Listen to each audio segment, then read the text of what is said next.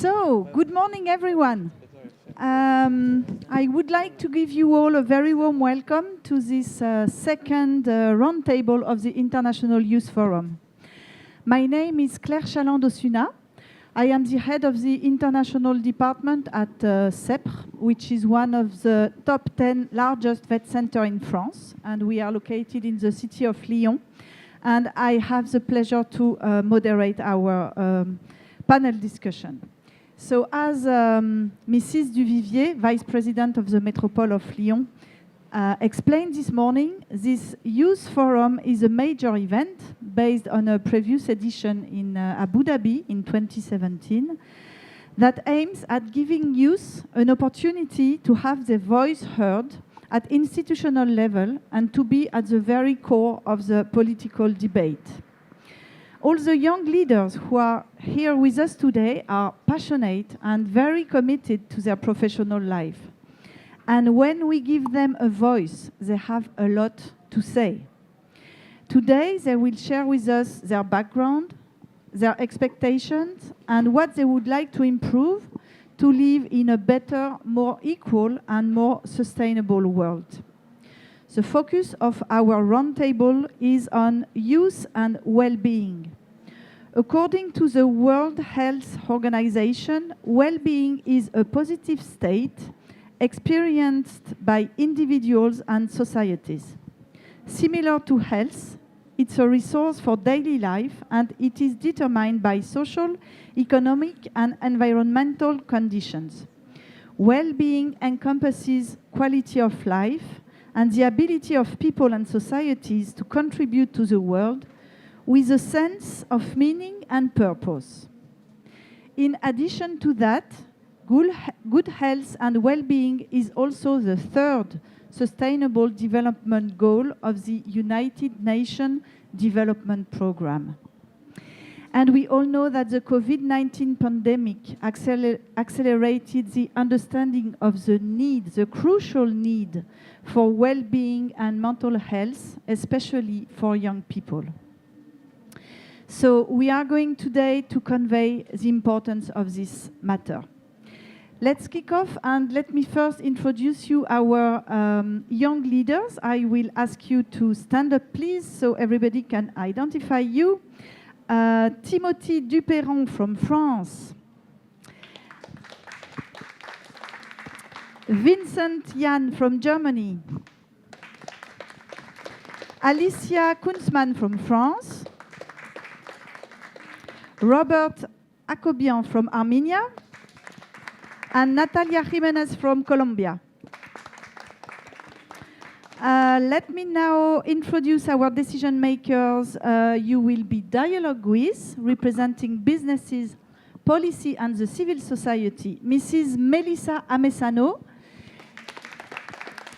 you are the Human Resources Director at Domino HR, a temporary work agency with strong social and inclusion values. You will explain later. Mrs. Rachel Ebanet, you are the Executive Director of the Chamber of Trades and Craft in Gabon. And Mr. Sobel Ngom, you are the President of Consortium Jeunesse Sénégal, an entrepreneurial alliance of youth-led organization that leads youth inclusion and empowerment. And thank you so much to Carolina, who will be once again the timekeeper of our roundtable. So I would like first to give the floor to you, Timothy. Timothy, you are a young entrepreneur in jewelry, and you would like to discuss the importance of positive management and well-being in the workplace. Timothy, the floor is yours. Thank you, Claire. Does it work? Yes. Okay, perfect. Dear decision maker, dear young leader, everyone, thank you for listening to me. My name is Timothy, I'm 23, and I'm the co-director of a jewelry making company, which is called Valserin. I would like today to tell you about an experience that I've had working in jewelry industries and how it affected me and makes me think about the importance of well-being in a company. So some year ago, I worked in a company where the focus was made only on productivity. For example, our director thought that it was a good idea to put me alone in a room because they thought that if I discuss with my friend, it will make me less productive. So they put me alone in a room, and the interaction that I had every day were just people coming in the room to tell me bad news or how my work was not good for them. So you can imagine how my mental health was not that good at this moment. But it's not the only bad thing that this company has made. Some of my women friends in this company received sexist joke every day. Another friend of mine received homophobic joke every day, leading each of them to leave the company, despite the fact that they had talked to our superior to make some change. Nothing was done, so one by one, they left the company. So, of course, I left the company also with a question in my head that was, okay, how can I make it so that this will never happen again? And so my answer was to create my own company and to make it the way I envision it, and to put in it the management I want. Because for me, I think that nowadays company should not have a single leader. I think that a rigid hierarchy like this would only lead to ego feeding and bad behavior, and result in the same problem that I've faced earlier. For me, you should take every part of your company and think about your employees and everybody in the company as not just a piece that makes the machine work, but a real motor part. Like, I wouldn't be able to do the work of Simon, our jeweler, or the work of Emric, our administrator, and they wouldn't be able to do the work I do. So by putting everyone at the same level, not only do you involve them more in your work and make them even more involved into making the company successful, but you give them the strength to talk about everything in the company that could be evolved and could be better, and thus making the company evolve more and more. But I know that not everyone has the luck or the will to create his own company to face those problems. And so with this come a question that I'm really happy to ask you, Ms. Amesano. If I were a simple employee nowadays, how can I ensure that the company that I'm going in will be not facing those problems of discrimination and would take seriously the problem of well-being inside the company? And if I'm already in a company which has this problem, what are the tools that I have in my possession to face those problems and make the company evolve? Okay. Thank you. I'm sorry, but I will speak in French. Donc, je suis Mélissa, je suis directrice d'une branche particulière au sein du groupe Domino Ressources. C'est une branche qui adresse particulièrement les problématiques liées à la formation, mais également au conseil, à l'accompagnement, au coaching, que ce soit des collaborateurs ou des dirigeants d'entreprise. Pourquoi ? Parce que nous sommes un groupe qui portons des valeurs très fortes et qui est convaincu que l'or de l'entreprise fait partie de ses collaborateurs et non pas l'inverse. Et c'est pour ça que je suis là aujourd'hui. Pour répondre à votre question, je n'ai pas de réponse universelle. Alors, initialement, j'avais bien préparé. Et puis, j'ai participé à une autre conférence. Et je me suis rendu compte que j'ai pris le temps de discuter avec plusieurs d'entre vous. Et je me suis rendu compte que la réponse n'était pas dans mes recherches, mais dans la réflexion que nous allions avoir aujourd'hui. Donc, j'ai plein de chiffres que je n'énoncerai donc pas. Mais par contre, je vais partager ma vision du management et de l'éducation, parce que je pense que nous partons sur effectivement ces deux notions suite à votre question. Le premier point sera sur le management. Pourquoi ? Parce que historiquement, en tout cas déjà en France, historiquement, le management, l'employeur recrute des ouvriers, leur demande de faire des tâches d'une certaine manière et lui donne un salaire. Fin.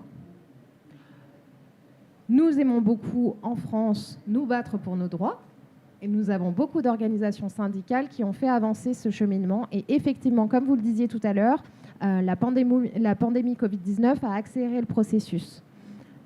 Aujourd'hui, dans les besoins d'un collaborateur, l'argent ne vient plus qu'en 5e position. Plus beaucoup, en tout cas, ça ne fait plus partie des éléments essentiels du bien-être au travail. Ce n'est plus la rémunération. Alors, vous parliez tout à l'heure justement de blagues sexistes, de blagues homophobes. En réalité, pendant longtemps, ces comportements ont été tolérés en entreprise pour la bonne et simple raison que souvent, ça faisait partie des fortes têtes qui étaient très productives et on laissait passer des comportements inacceptables au profit qu'ils étaient profitables. Et on a longtemps confondu la finalité d'une entreprise, pour être très scolaire, c'est de gagner de l'argent, de produire de la richesse. La finalité pour un être humain, tous autant que nous sommes ici, c'est pas ça. La finalité, c'est de se lever le matin et de savoir pourquoi. On est tous en quête de sens, que ce soit dans notre vie professionnelle ou dans notre vie personnelle. Je vais faire le lien du coup avec l'entreprise pour laquelle aujourd'hui je travaille. Nous avons créé une association qui s'appelle Semeurs de talent. Semeurs de talent, c'est quoi? C'est venir accompagner chaque profil, chaque jeune ou moins jeune en reconversion dans l'acquisition de leur talent. Ça peut être la bijouterie, en l'occurrence, nous, c'est parti de la plomberie. On a pu intégrer à nos réflexions les styles de management. Quand on est salarié aujourd'hui, quel est notre pouvoir ou en tout cas notre rôle, notre possibilité quand on assiste à de telles actions? On a tous un grand-père très âgé qui a des propos limite. Pourtant, on l'aime beaucoup. Et j'ai envie de dire qu'aujourd'hui, c'est ce qui se passe dans les entreprises. Les entreprises sont vieillissantes, avec un modèle qui ne correspond plus aux attentes de nos jeunes. J'entends beaucoup le cliché du « les jeunes ne veulent plus travailler ». Ce n'est pas le cas. En réalité, il faut accompagner les entreprises dans ce changement de paradigme. Un salarié n'est plus là pour dire « merci pour ma paye ». Ça, c'est sur la partie management. Et je dirais même, pour finaliser cette partie-là, que la performance ne doit plus être un objectif, mais une conséquence bénéfique. Pour moi, en tout cas, c'est une valeur que je partage et que j'essaye de promouvoir à travers l'association vis-à-vis des entreprises, mais également vis-à-vis des jeunes. Typiquement, nos jeunes, on leur propose des ateliers théâtre. On rejoue des situations problématiques en entreprise. Et plutôt que de les prendre de manière très directe et très impactante en disant, voilà, il s'est passé quelque chose de problématique, c'est comment j'adresse ce qui s'est passé. Plutôt que d'en faire un combat, quand j'ai eu le script, j'ai lu votre script et j'ai vu la notion de combat, plutôt d'en faire un combat, c'est de le tourner en opportunité pour faire avancer les choses. Prendre un fait et faire avancer les choses. C'est sur la partie management et je m'arrêterai là. Mais sur la partie éducation, je fais le lien. Aujourd'hui, jusqu'à présent, les écoles proposaient une transmission de compétences puisque l'école a été créée pour répondre aux besoins des entreprises. Et donc, on a un centre de formation également au sein du groupe. Et on a un référentiel de compétences, une checklist. Voilà, il doit savoir faire ça, il doit faire ça. Tous vos métiers, vous avez eu ça. Et à l'examen, on doit cocher un certain nombre de cases. Il n'y a pas d'appréciation subjective. Et bien, il est là le problème. C'est que récemment, en tout cas en France, nous avons eu la surprise de voir l'apparition de cours d'empathie. Si je fais le parallèle avec ce que je viens de dire, moi, demain, je fais une formation en bijouterie. Je n'ai pas de compétences en bijouterie. Par contre, j'ose espérer que je suis empathique. L'empathie ne s'acquiert pas. L'empathie, ça se vit. Et il faut que l'école puisse accompagner tous nos jeunes sur cette quête de sens. En fait, apprendre à mieux se connaître pour mieux appréhender les autres.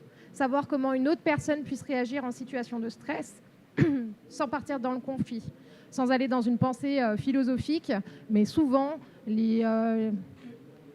les plus grandes problématiques humaines que nous ayons pu connaître, que ce soit au niveau international ou dans les entreprises ou en famille, sont liées à un quiproquo. Je terminerai mon propos par ce point-là. Il y a 2 actions et vraiment les entreprises ont besoin d'être accompagnées pour accompagner également l'éducation et aussi la formation tout au long du cursus. On évolue, les entreprises aussi, et on a besoin de faire se rejoindre les deux plutôt que d'avoir 2 actions parallèles.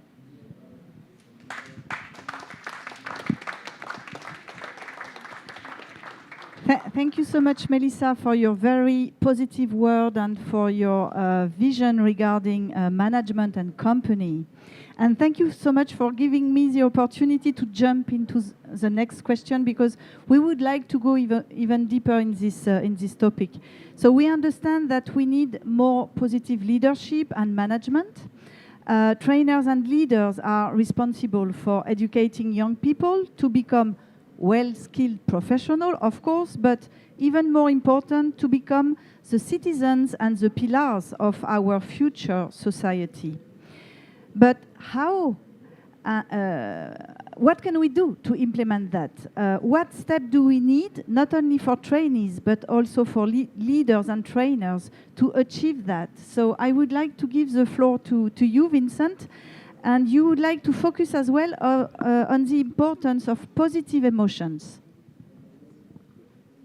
Yeah, thank you. So, dear decision makers, dear young leaders, dear fellow listeners, we've talked about well-being already on this panel, and we've heard the definition that Claire gave us, but I would like to simplify the definition of well-being, because when we talk about well-being, we have to firstly actually define what we are talking about. And I think we can all agree that well-being has something to do with the experience of positive emotion.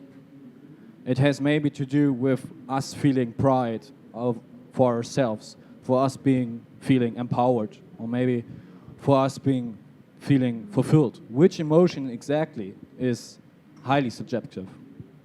So the question would be, what do we need to experience positive emotion? And the scientific answer to that is that our basic needs and desires need to be fulfilled so that we are able to experience these positive emotions. The basic needs are can be basically broken down into 2 different categories. On the one hand side, you have the human body needs, for example, like thirst, hunger, shelter, and so on.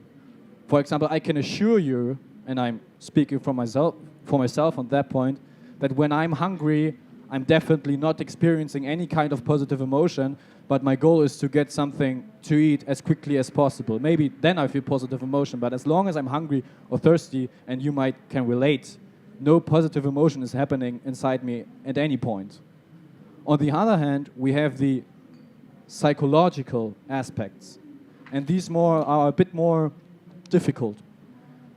The 4 aspects that I'm talking about right now are firstly appreciation, secondly affiliation, thirdly self-efficacy, and the last one is safety.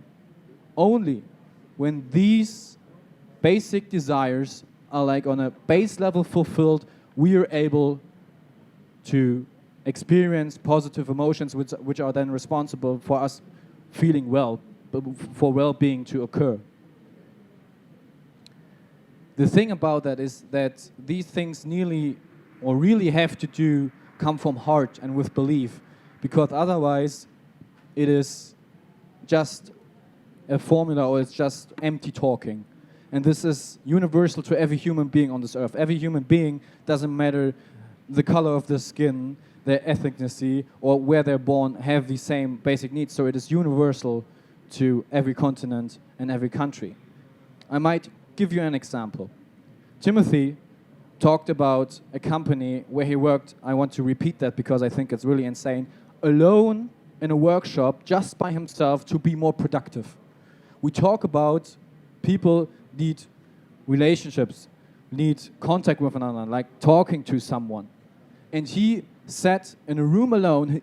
They moved his friend away so that he'd be more productive. And this led to his opinion about this company now.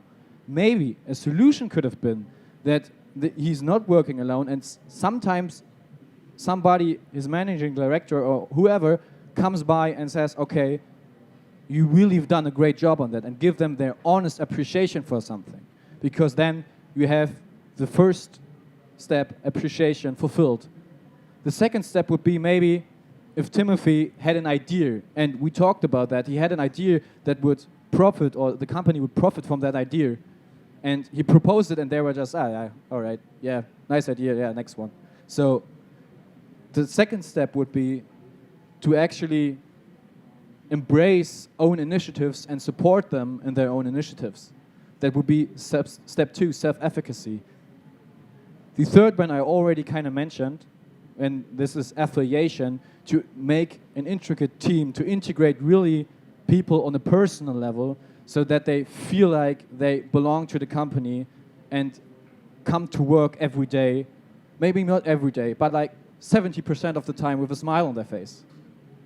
And the last step, and that's probably the most important fact, is safety. Timothy didn't feel safe on his work.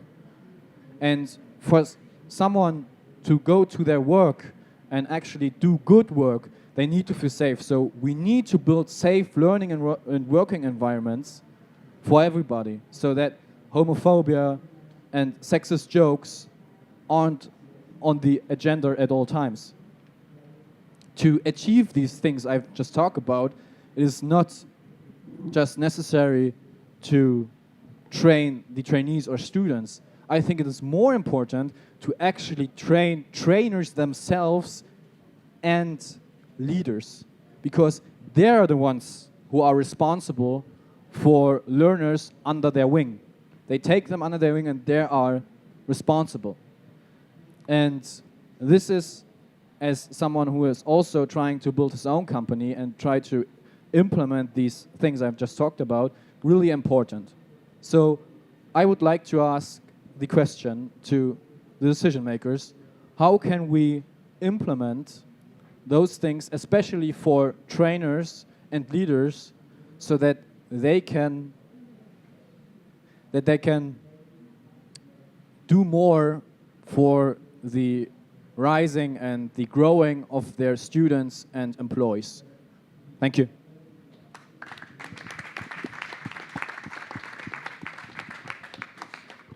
Rachel, would you like to answer? Bonjour. Je vais répondre en français. Il a posé un certain nombre de questions. Je crois avoir noté un certain nombre d'entre elles. Je crois qu'il a parlé de la stabilité, non? De la confiance. Il a également posé la question de savoir comment est-ce que les décideurs pourraient, eux aussi, contribuer à l'amélioration du climat au sein du travail. En effet, je crois qu'il faut absolument, dans un premier temps, le thème qui m'a été proposé sur le bien-être des jeunes au travail m'a inspiré 3 mots. D'abord, un emploi. Il faut commencer par avoir un emploi ou un métier. Il faut pouvoir bénéficier d'un accompagnement. Et enfin, on peut arriver à la stabilité. Les rôles sont partagés. Les responsabilités aussi. On ne peut pas n'est-ce pas? Vous êtes d'accord avec moi? On a d'un côté le manager, le responsable des ressources humaines, et on a également le jeune qui vient et qui intègre donc une entreprise. Je crois que le rôle premier revient à l'entreprise, c'est-à-dire le manager et le responsable des ressources humaines qui vont accueillir ce jeune au sein d'une structure qui est nouvelle. Ils vont mettre en place un cadre propice, un cadre idoine qui lui permettra véritablement de se sentir chez lui, de se sentir bien accueilli. Dès la première phase, la première étape qui est le onboarding, où j'arrive dans un lieu qui m'est étranger, il est très important que le jeune se sente pris en charge tout de suite. il va être présenté à la nouvelle équipe de travail avec laquelle il va évoluer chaque jour. On va lui présenter son cadre et son environnement de travail, les outils avec lesquels il va devoir travailler. Et ça, c'est une étape importante pour la mise en confiance de ce jeune. Ensuite, dans la deuxième étape, à mon avis, il faut absolument mettre en place un parcours d'intégration qualitatif. Oui, tout à l'heure, c'est Thibaut, je crois. Timothée, bon, faisait allusion à certaines situations tout à fait gênantes. Mais vous savez, dans d'autres continents, en Afrique, par exemple, moi je viens du Gabon, ce sont des situations qui se présentent probablement plus souvent qu'ici. Parce que ici, on en tient compte, on fait attention à cela, mais là-bas, au Gabon, ben, ce sont des situations qui se présentent, mais auxquelles on n'accorde pas forcément une grande importance. Parce que ce qui compte pour le jeune là-bas, c'est d'avoir un emploi et de pouvoir perdurer dans cet emploi. Alors, je sais que l'éducation, la formation, elle diffère d'un point à l'autre. Et vous avez posé un certain nombre de questions, j'espère que je les ai retenues, mais pour moi, l'accueil et le parcours d'intégration est très important. Cette phase, elle est de... Comment dire? On a des responsabilités partagées. Une fois que la partie d'accueil, l'équipe d'accueil a fait sa part de travail, le jeune, lui aussi, doit pouvoir faire sa part à lui. Un instant, hein, donnez-moi un peu de temps, s'il vous plaît. Le jeune va mettre en pratique les connaissances acquises. Ce sont des connaissances théoriques qui sont acquises parce qu'il se retrouve dans un milieu professionnel. Il n'est plus le même. Il n'est plus censé être le même. Mais en revanche, je crois que lorsque je dis que les responsabilités sont partagées, je crois également que pour la partie managériale de l'entreprise, il faut que les formations, il faut que le renforcement des capacités soit partagé, soit fait de part et d'autre. Le monde évolue. Le monde évolue très vite. On ne peut pas demander uniquement aux jeunes de faire des efforts sur telle ou telle situation ou sur telle ou telle attitude, mais il revient également aux décideurs et aux responsables, eux aussi, de se former, de dynamiser les parcours professionnels des jeunes, rendre l'apprentissage au sein de l'entreprise un peu plus fun, éviter les sentiers battus et sortir un petit peu des codes et des idées et des parcours habituels que l'on a connus depuis très longtemps. Moi, je voudrais parler peut-être alors, je ne sais pas, je voudrais peut-être qu'il me rappelle une ou deux questions auxquelles je n'avais pas répondu. Mais pour ma part, je vais vous donner un peu un exemple. La Chambre des métiers de l'artisanat du Gabon accompagne des jeunes artisans. Les jeunes artisans, ce sont des personnes qui ont un savoir-faire manuel, mais qui n'ont pas toujours la capacité ou la formation pour pouvoir accomplir d'autres types de tâches. La gestion financière de leur entreprise, la comptabilité, les questions des NTIC, etc. Notre rôle à nous, c'est de les accompagner progressivement vers le développement et la réussite de leurs projets. Nous le faisons comment? Nous organisons des expositions, des événements rassembleurs qui leur permettent à eux tous de pouvoir mutualiser leur expérience, qui leur permettent nous mettons en place en fait des cadres idoines pour la réflexion, pour la création et d'ailleurs nous les accompagnons dans le marketing de vente de leurs produits. Les problèmes peuvent paraître parfois différents d'un continent à l'autre. Les problèmes peuvent parfois paraître très différents d'un continent à l'autre. Thank you. Au niveau de la Chambre des métiers également, je m'excuse, je vais finir là. J'aimerais bien qu'ils me disent s'il y a une question à laquelle je n'ai pas répondu, mais nous, en tant que décideurs au Gabon, nous savons que nous avons pour rôle d'aider ces jeunes-là à monter en compétences. Ils réalisent des produits, ils réalisent des sculptures, ils peignent des tableaux. Nous, en tant qu'État, Par exemple, nous avons mis en place un projet, un beau programme qui est devenu national. C'est celui de le programme d'habillage des institutions et des administrations en œuvre d'art gabonaise.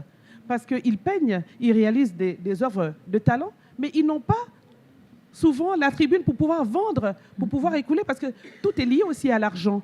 Il faut pouvoir gagner de l'argent pour avoir cette liberté que confère le revenu.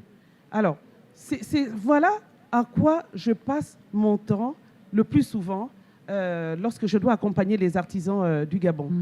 J'espère avoir pu répondre à quelques-unes de ces questions, parce que j'avoue que je n'ai pas eu le temps de tout noter. Thank you. Thank you so much, Rachel, for sharing your vision with us and for reminding us that each staff member of a company needs to play a role in well-being at work. So the new employee, but also the director, human resources manager, so everybody should be on board. So we all agree that qualitative working conditions, positive emotion, and feeling welcome when you arrive in a company is very important. But this is also a crucial tool to attract new talent to professions. We know that some sectors really lack labor workforce because they are not attractive enough or they are no longer attractive. So now I would like to give the floor to Alicia, who would like to raise our awareness on the situation in the healthcare sector, which is under pressure and suffers from a poor brand image. Alicia, the floor is yours and you are going to speak in French. Bonjour à tous et à tous. Alors, je vais parler en français.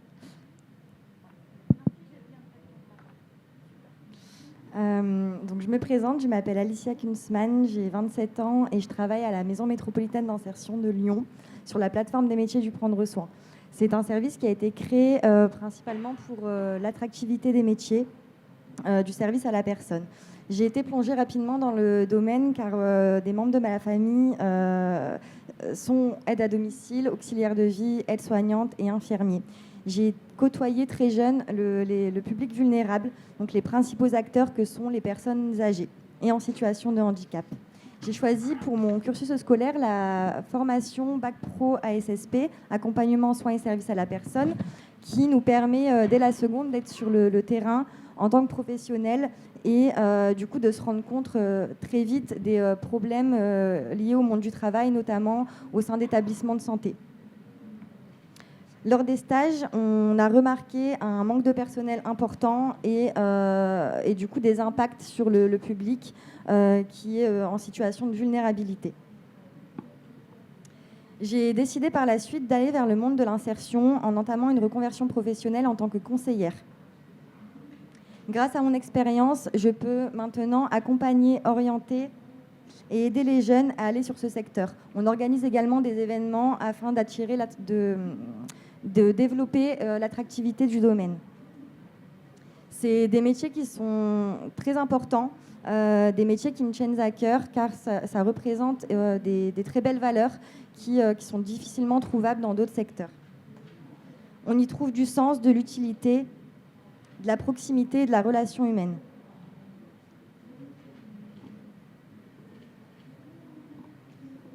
Cependant, c'est un secteur qui rencontre beaucoup de difficultés et des dysfonctionnements que j'ai du coup expérimentés.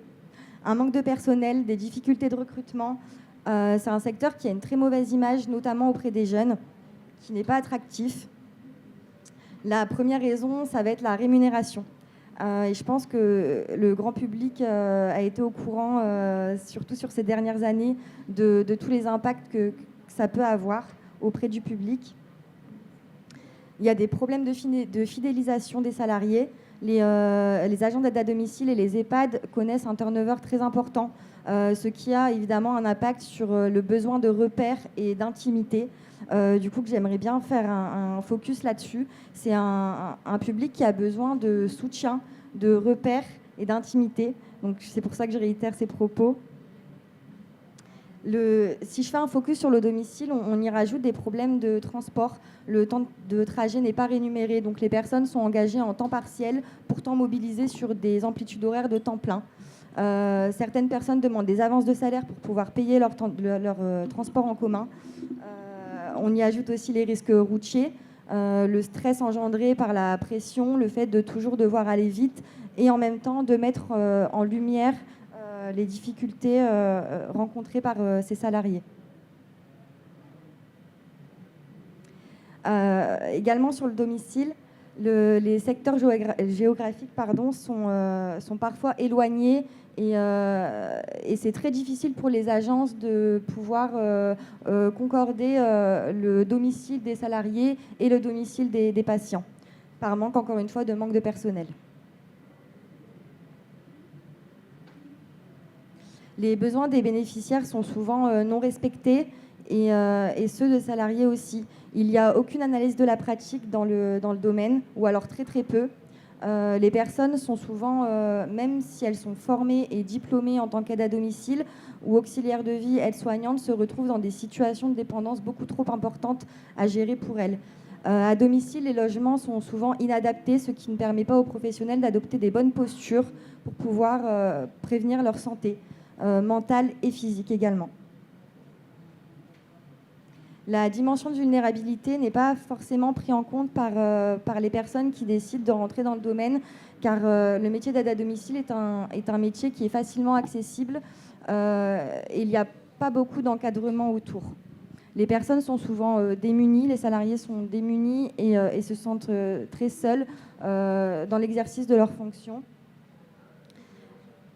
Également, la prise en charge psychologique des salariés n'est pas commune. Il y a très peu de soutien psychologique pour les aides-soignantes, les infirmières qui sont confrontées quotidiennement à la maladie, à la mort, à la dépendance, qui quotidiennement peut avoir un impact. Donc même si ce sont des professionnels qui ont ce sens naturel et une empathie, une appétence pour le domaine, sur le long terme et sur des années, ça peut avoir des très gros impacts, autant sur le salarié que sur les patients.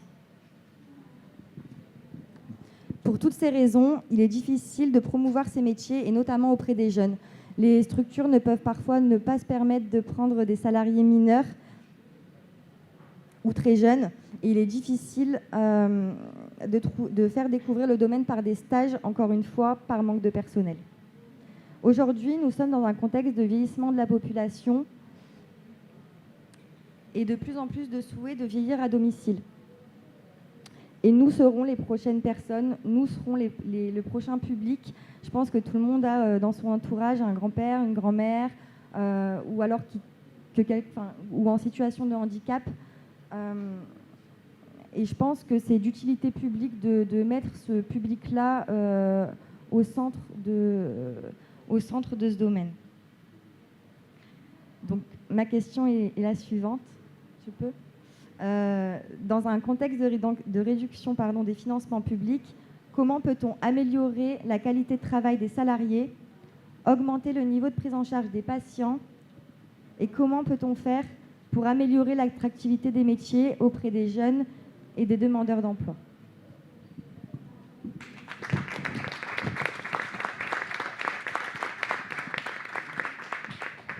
Alors, merci de m'avoir donné la question de politique publique de santé en France, que je ne réglerai pas avec des rendus de performance et de management en entreprise. Néanmoins, donc chez Domino, je ne sais pas si vous connaissez, mais nous faisons du travail temporaire et notamment une branche dans le médico-social. Ça tombe bien, je suis allée voir mes collègues, on a pu discuter de certains sujets. J'ai également beaucoup travaillé dans l'insertion, donc ces sujets sont aussi passés dans le prisme. Quand j'ai pris connaissance de vos questions, je me suis renseignée sur le sujet et effectivement, quel était l'état du soin en France, même si effectivement, on en entend beaucoup parler. Et je ne sais pas vous, mais en tout cas, moi, j'ai appris une chose, c'est qu'en 2030, les personnes de plus de 65 ans seront plus nombreuses que celles de moins de 20 ans. Et du coup, je me suis dit, bah ouais, évidemment, ouais, donc quand j'aurai plus de 65 ans, il n'y aura personne pour moi, quoi. Faisons donc des enfants. En tout cas, j'ai voulu baser ma réflexion sur un postulat, parce que vous adressez deux gros sujets dans votre question, qui est celle de la qualité de nos soins, mais aussi celle de l'accompagnement de nos soignants. Pour y répondre, je suis partie d'un postulat, c'est prendre soin de nos soignants, c'est prendre soin de nos patients. Je me suis dit que si on partait avec ce fil conducteur, on pourrait arriver à quelque chose. Vous l'avez évoqué dans votre question, il y a une notion sur la politique de rémunération des soignants. C'est un peu global à toutes les problématiques d'attractivité des métiers. On va avoir la même chose dans le bâtiment, dans l'électricité, dans les métiers, on va dire, à forte pénibilité et sur un postulat à moindre valeur ajoutée, parce qu'aujourd'hui, nous sommes dans un système où plus on fait d'études, plus on accède à des métiers, on va dire, haut placés dans une hiérarchie vieillissante, et plus on a une rémunération. Il est nécessaire de promouvoir de bonnes conditions salariales pour pouvoir avancer sur ces sujets. Alors effectivement, sur ce domaine-là, nous sommes un peu bloqués parce que ce n'est pas une politique d'entreprise, c'est une politique d'État. Et c'est là où vous, jeunes, en fait, vous avez votre mot à dire. Et je vais vous adresser un message en lien avec la question précédente. Continuez à parler et à interpeller. Libérez la parole, comme vous le faites actuellement, mais continuez à le faire. C'est génial, c'est exactement là-dessus qu'on avancera. Donc j'ai fait mes petites recherches et j'ai vu qu'à Malte, par exemple, les salaires des soignants dans les organismes publics étaient alignés aux soignants dans les organismes privés. Et c'est une bonne chose parce que le médico-social, de mémoire, c'est 6 ou 7 conventions collectives. Donc en France, les conventions collectives, ce sont nos organismes syndicaux qui décident de certaines rémunérations et autres conditions de travail. Et vous en parliez tout à l'heure, vous en parliez, justement, on est sur certains métiers qui sont accessibles sans qualification de base. Déjà parce que on ne peut pas faire intégrer les jeunes à notre système de soins par l'apprentissage. Mais aussi parce qu'on manque tellement de main-d'œuvre qu'on a ouvert les vannes. Et sur ces questions-là, je me suis posé la question en me disant, j'ai pris mon expérience personnelle. J'ai un enfant, enfin j'en ai même 2, mais le plus petit a une assistante maternelle et on peut devenir assistante maternelle en ayant juste un agrément et en ayant une obligation de formation au cours de son métier. Et je me suis posé la question, pourquoi ne pas proposer des carrières ? Mais on est dans un système scolaire qui impose aujourd'hui de d'abord aller à l'école, ensuite travailler. À titre personnel, j'ai terminé ma dernière année d'études, donc j'ai fait 2 masters. J'ai terminé le dernier l'année dernière. Parce que j'ai continué à me former tout au long de mon cursus. C'est un investissement personnel en termes de temps et d'argent, mais en tout cas, on a de la chance en France, on est bien aidé. Mais ce que je veux dire, c'est que pourquoi commencer par l'école ? Effectivement, un jeune qui ne sait pas où il est, on va avoir des questions d'orientation pour adresser aussi le sujet de l'attractivité, mais un jeune qui ne sait pas quoi faire, autant qu'il aille commencer à travailler effectivement et créer de la valeur économique pour les entreprises. À un moment donné dans sa vie, il va se retrouver face au métier du soin. Et c'est d'ailleurs une des réponses que nous avons en France. Votre poste en parle de lui-même, c'est que vous adressez ces questions. Et donc on est sur un premier cheminement. Ces personnes-là, une fois qu'elles sont là, toute personne rêve de pouvoir remplir des besoins, de pouvoir les améliorer. Effectivement, quand on n'a pas de qualification, pas de diplôme, aujourd'hui, on accède à des métiers qui ne nous apportent pas forcément une sécurité vu le contexte actuel. Et pour accompagner ces jeunes et ces moins jeunes à accéder à une sécurité, à une forme de sécurité, il faut que nous puissions leur proposer des solutions. Et ces solutions peuvent passer par la formation tout au long de la vie, sans que ce soit une barrière, parce qu'il y a encore peu, pour moi, quand je partais en formation, je perdais de l'argent. Je n'étais pas payée pendant ce temps de formation, ou en tout cas moins. Donc effectivement, sécurité non remplie, formation pas effectuée. Donc ça, c'est sur la partie de la formation. Bon, vous l'aurez compris, je prône la formation en entreprise et tout au long de la vie. Mais pour moi, c'est la clé et c'est la solution. Et d'ailleurs, continuez à vous former. Management, transition professionnelle, reconversion, n'hésitez pas. J'ai aussi vu qu'aux Pays-Bas, il y a des groupements de soignants. C'est-à-dire qu'il y a certains... C'est une forme d'association. Je ne vous ferai pas le privilège de dire le mot, parce que je ne le maîtrise pas. mais ce sont des associations de soignants qui mutualisent leur planning, les formations, et donc du coup les déplacements, ils s'affectent des quartiers, et puis si Sonia n'est pas là, Fatima est là pour la remplacer, et puis il y a potentiellement aussi Pierre qui peut venir aussi.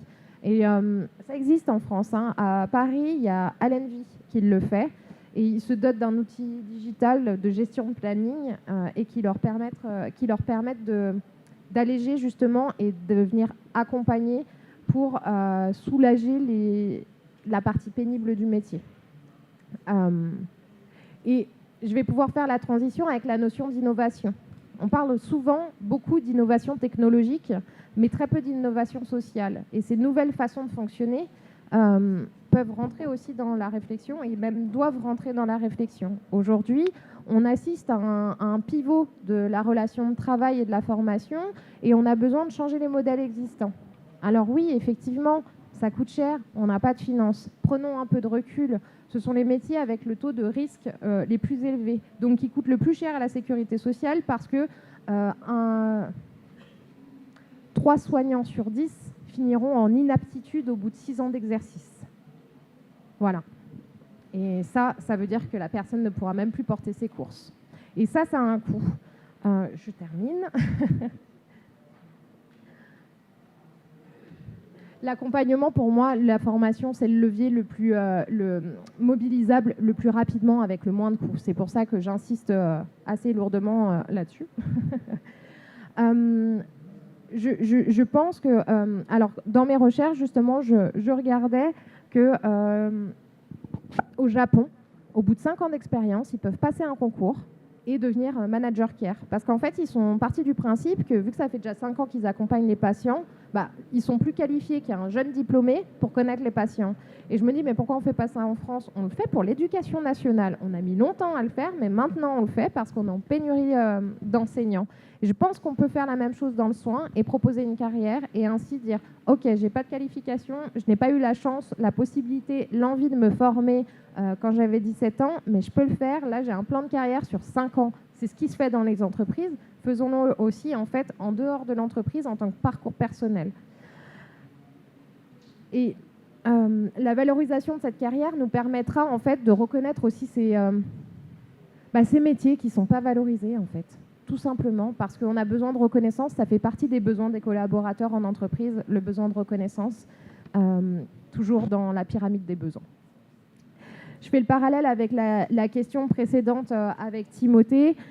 En fait, il s'agirait pour l'État et ses parties prenantes de porter un projet de refonte des métiers des soins qui induirait forcément une économie. Et là, j'ai ma vision d'entreprise qui rentre dans l'État, c'est-à-dire de dire faisons fonctionner ce secteur-là comme une entreprise privée. Donner du sens à un métier qui semble porteur de sens en soi parce qu'il bénéficie à un public, on en a besoin, mais le sentiment d'utilité ne se réduit pas à l'utilité sociale. Wow, thank you so much. Thank you so much for sharing with us also inspiring practices from abroad. And we understood from your speech, Melissa, that lifelong learning is the key. And indeed, continuous professional development allows workers to upskill and to get the suitable competencies required by the labor market. The professional development is also a vector for growth and mental health. Depending on the country, these two aspects are not always considered. I would now like to hear the testimony from Robert, coming from Armenia, on this topic. Yeah, thank you. Hello, everyone. Thank you for inviting me to take part of this important international event. It's so honorable for me. Thank you for considering my opinion important and for giving me the opportunity to speak out and to discuss the problems which me and my colleagues are facing in my country. I'm sorry for my English. It's not as good as my cooking. But I hope this is enough to express my opinion and to share my things with you. I am very happy to be here, and I hope that our meeting will be very productive and my participation will bring useful to my country, Armenia, which recently is facing a lot of security dangers which impact the well-being of the nation. I would like to draw your attention to the great difficulties of vocation education and training in my country. We have some college, we get a cook education, but we cooks are very much lacking chef university in our country. After graduation, finishing from culinary college, you have nothing else to do but work. You cannot expect to be wanting the study in international university. Paying education fee like Cordon Bleu Chef School is like flying into space. But the world is getting global, and having an experience abroad will be very valuable for our practical skills, as well as for our cultural and linguistic skills, open mind, and to feel citizen of the world. Most of the problems of young cooks indicate attitude towards their training and lack of many kind of motivation for them. And this is turn come from the fact that the mentors themselves don't have a certain education in their profession. And if we are not able to stop this virus circle, we will remain in the same situation. Being a cook can be tough. Long hours, hot kitchen, and fast-paced environment can be hard of young cooks. It's important for young people is cooking to take care themselves. This means finding a good work-life balance, getting enough rest, eating healthy, and not being hungry and under the constant stress during work hours. Support from mentors and a positive work environment can make a big difference and help young cooks to achieve great results. In Europe, young people are often attitude to build their skills, become they can earn good money in return. In Armenia, things are big different. Many young people facing economic challenge and have opportunity which make it harder to focus on improve their skills. I believe the right approach to find a balance between making money and well-being person grow. We should create environment when young people want to improve their skills, not just for financial reasons, but also for their overall happiness and to do good in their community. And my question is, I have told you about the challenge faced Armenian young. So what can be done to support skill development and person grow while also addressing economic issues? Thank you.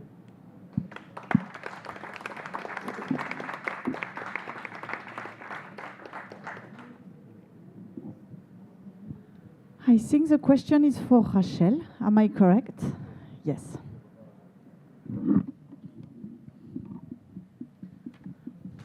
La situation que décrit notre jeune, on pourrait la transposer dans un de nos pays. Je le disais tout à l'heure que nous accompagnons les jeunes artisans.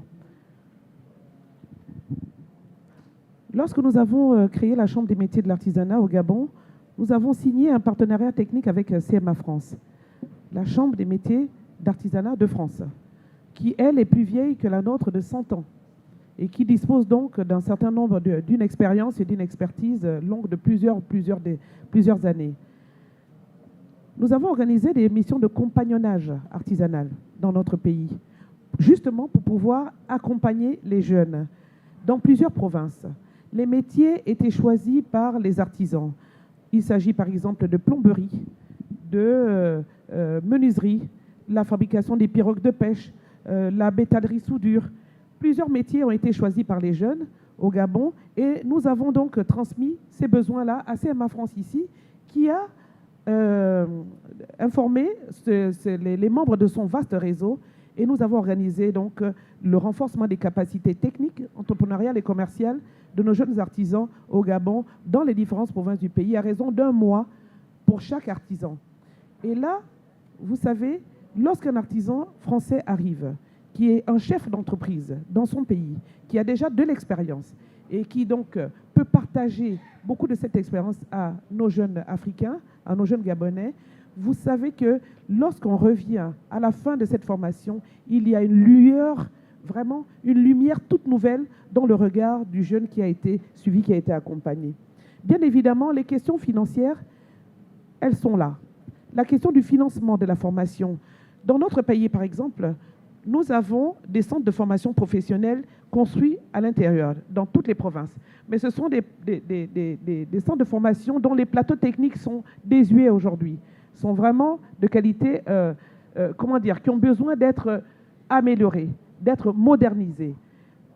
Il faut avouer que depuis 2021, il y a également cette problématique d'inadéquation entre la formation des jeunes et l'emploi proposé par les entreprises. Donc, il y a des centres de formation qui ont été créés et qui ont été construits et qui permettent aujourd'hui d'absorber, enfin, de former d'abord dans des métiers, certains métiers d'ingénierie, et ces jeunes-là sont absorbés, insérés dans les entreprises industrielles installées dans le pays. Donc, la question financière, nous, au Gabon, c'est le gouvernement. C'est le gouvernement qui supporte la formation, les coûts de la formation, les coûts du renforcement des capacités de nos jeunes. Nous partons donc sur une base de jeunes qui ont déjà un métier, qui ont déjà un savoir-faire, et nous les accompagnons dans la montée en compétences. Et le cas que vous soulevez est un cas tout à fait important. Pourquoi? Parce que une fois que l'on a des capacités et que l'on n'est pas capable d'aller au-delà des limites qui s'imposent à nous, en effet, on ne peut pas véritablement s'épanouir dans son activité. Je ne connais pas la politique de la République roumaine en matière d'accompagnement de ces jeunes, mais je peux vous parler de mon expérience à moi. Comme je le disais tout à l'heure, nous organisons un certain nombre d'événements pour pouvoir permettre aux jeunes non seulement de capter des financements étrangers, des financements internationaux. L'Institut français au Gabon, par exemple, offre des financements sur la base de projets qui peuvent être présentés. Nous les accompagnons, nous les avons fait coacher même par des experts de CMA France et ils ont obtenu des financements. Ils sont allés donc au bout de leur projet. Sur la question également de la sécurité, moi je pense que vous parlez également de la sécurité, de l'acquisition des équipements. Tout ceci va dans le sens justement de vous permettre de mener à bien les missions de l'entreprise que vous conduisez.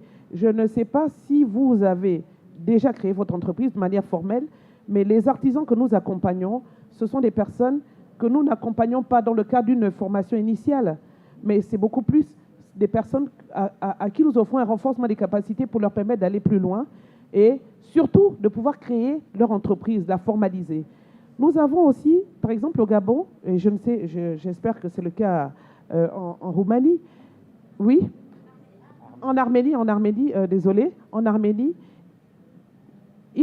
les jeunes ont besoin d'obtenir des agréments, un certain nombre d'agréments en matière de normalisation, en matière de sécurité alimentaire, en matière de formalisation de leur entreprise, l'enregistrement, etc. Ce sont des coûts qui varient entre 120 et 300, 400 €. Ce sont des montants qui sont très importants. Mais nous, au niveau de la Chambre des métiers, nous les accompagnons dans la facilitation de l'obtention de ces agréments-là pour leur permettre d'aller au bout de leurs rêves. Alors ces challenges économiques,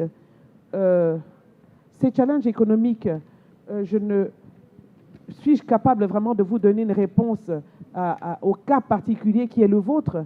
C'est un peu le conseil que je vous donnerais, ce serait de vous rapprocher des autorités administratives de votre pays. Au Gabon, les jeunes se rendent à la Chambre nationale des métiers de l'artisanat et au ministère en charge de l'artisanat. Pour ce qui est des artisans, parce que ce sont des artisans que j'accompagne. Et là, je crois qu'il existe forcément des mesures qui sont prises pour l'accompagnement des jeunes dans la mise en œuvre de leurs projets. Thank you, Rachel. Thank you for sharing with us how it's going in Gabon and maybe inspiring practices that could be duplicated in Armenia.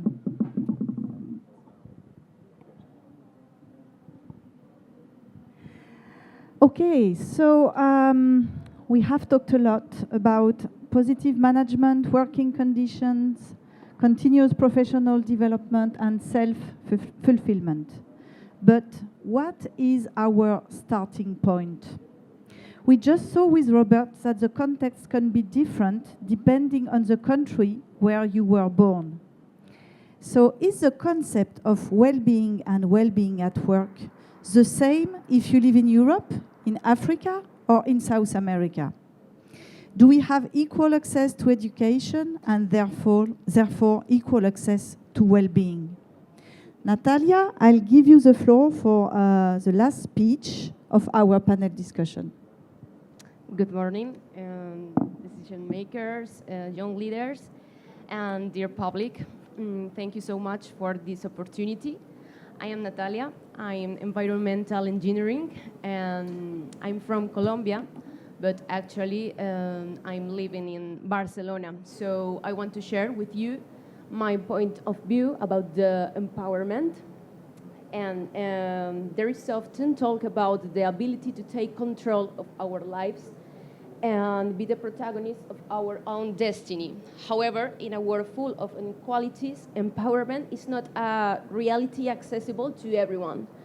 For many young people, opportunities are not equitable due to factors such as access to education, conflict and displacement, economic situation, ethnicity, and gender.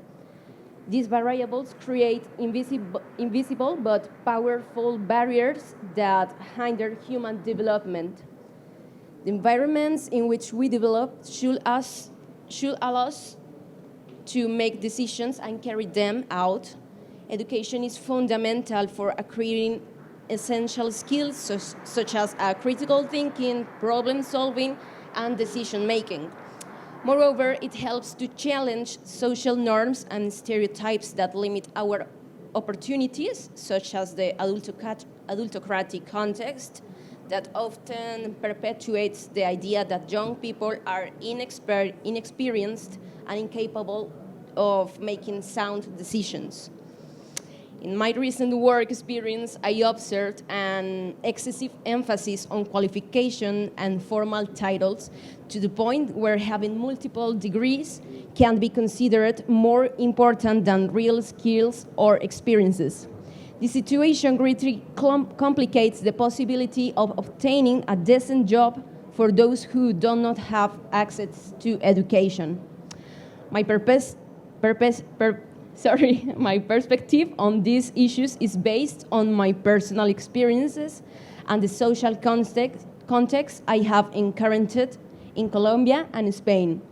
I was fortunate to emigrate by choice, not out of economic necessity, war, or mere survival, but exercising my freedom.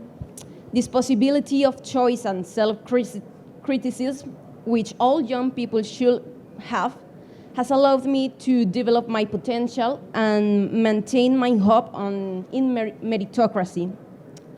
I believe that the young people can build a future through effort, education, and discipline, rather than relying on influence to obtain a job. However, the reality for many is different. For instance, consider my classmate who had to abandon his studies to work and provide housing and food for his family after his father's death, or those who must work and study simultaneously out of necessity rather than a choice. There is also the issue of the economic debt many face to access higher education and the limitations imposed by the low budgets of educational institutions. Finally, in many societies, internal conflicts, lack of job opportunities, political instability, and conservative traditions add more obstacles in the struggle to achieve our dreams. So here is my question. How can we empower ourselves when not everyone starts from the same starting point?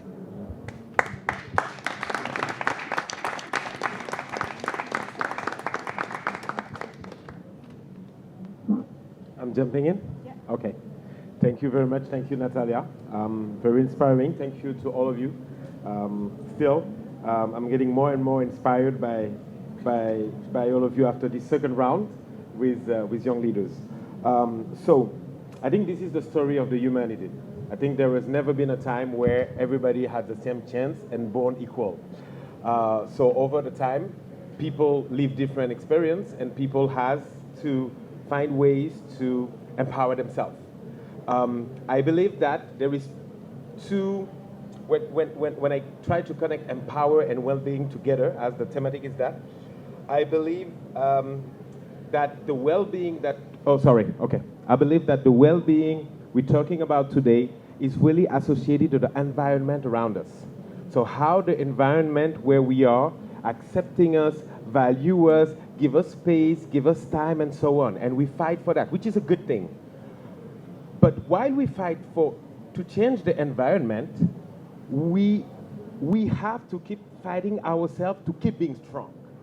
Because we don't have a power on the environment. We have a power on ourselves.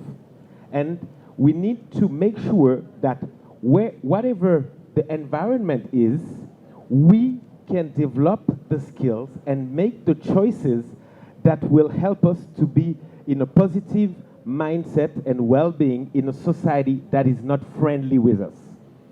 And being inside, try to fight to change the society. Otherwise, we become a victim of the externals of us, with no fighting to make changes and not seeing any support from outside and starting to get into a depression mode. And I think it's important for young people today to see, to integrate the fact that there have been a lot of evolutions in the world, and those evolutions has took time.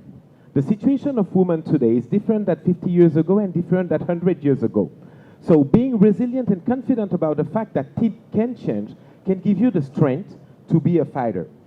The second thing about the well-being, for me, it's about the choice that the individual makes. If you talk about homophobia, you talk about gender discrimination. How many women has been in a position of doing what we call a man job? If they all was affected by the eyes and the words of other people and accepted to be destroyed or discouraged, we would not have strong women in the technical skills that we have today. So in all generations, you have a group of persons that will be more victims. But this is their resilience and their strength that make that they can change the way of things are running. And I think it's important for our generation, your generation, younger than me, to be strong enough to be fighter, to make change. And Alicia, I really loved your advocacy. It's precise, it's strong, and it's powerful, and it's a need for your society, because your society is a society where Natalie was mentioning it. The age of people of 60 in 2030 will be more than the age of people of 20. This is the radical opposite in my country. In my country today, half of the population is under 20. In a country led by people that are over 50. So how can we make sure, us young people, that we are included? I have been fighting over the last 17 years of my life, so half of my life, for inclusion and valuing of young people. It's not fixed yet, but I'm sure that we make small advancement. And maybe it's going to be the generation of my youngers, of my sons and daughters, that will see those change. So my message to you to conclude is that empowerment, it's inside of you.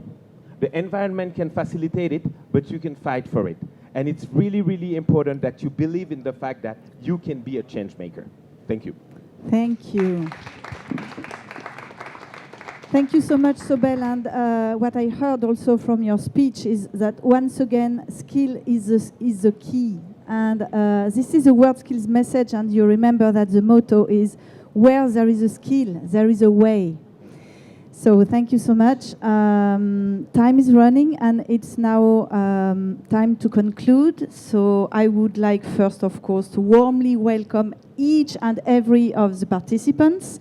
Thank you so much for your young leaders, very powerful and amazing testimonies. And for decision makers, thank you for your very inspiring insights. I would like to remind you that all our discussions will be further exploited by the students from the Institute of Political Sciences from Lyon. and they will prepare a position paper to support and strengthen our discussion and to advocate for change and to influence policy at international level. So let's remain committed for that, for skills, for youth, and enjoy this amazing event of WorldSkills. Thank you to all.